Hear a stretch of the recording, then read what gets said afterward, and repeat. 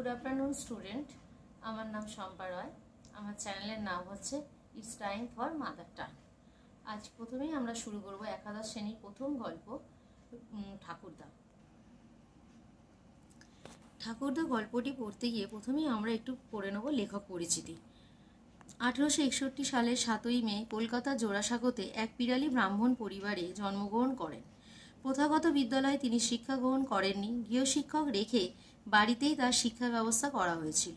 1874 সালে তত্ত্বাবধানী পত্রিকায় তার প্রথম কবিতা অভিলাষ প্রকাশিত হয়।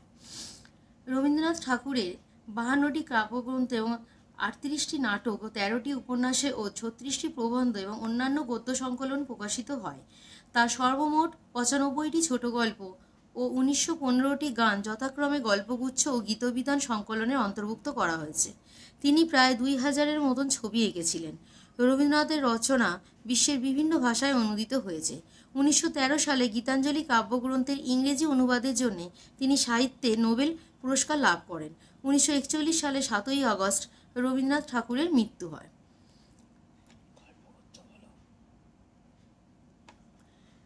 ঠাকুরদা গল্পটি এবার আমরা শুরু করব। ঠাকুরদা গল্পটির মূল কাব্যগ্রন্থ হলো গল্পগুচ্ছ। প্রথম পরিচ্ছেদ। নয়নজোড়ে জমিদারেরা এককালে বাবু বলিয়া বিশেষ বিখ্যাত ছিলেন। তখনকালের বাবু আনার আদর্শ বড় সহজ ছিল না। এখন যেমন রাজা বাহাদুর খেতাব অর্জন করিতে অনেক খানা, নাচ, ঘোড়দৌড় এবং সেলাম সুপারিশে শ্রাদ্ধ করিতে হয়, তখন সাধারণের নিকট হতে বাবু উপাধি লাভের করিতে বিস্তর দুঃসাধ্য তপস্বরণ করিতে হইত। অর্থাৎ নয়নজোড়ে জমিদারেরা বাবু আনায় বিশেষ বিখ্যাত ছিলেন এবং তারা এতটাই বিলাসবহুলভাবে জীবনযাপন করতেন যে রাজা বাহাদুরদের খেতাব অর্জনের জন্য তারা ঘোড়দৌড় করাতেন এবং সেলাম সুপারিশে শ্রাদ্ধ করিতেন এবং সাধারণের কাছ থেকে বাবু উপাধি লাভ করাটা তখনকার দিনে খুব একটা সহজ উপায় তাদের ছিল না। এটা ভুল হয়ে গেল একটু।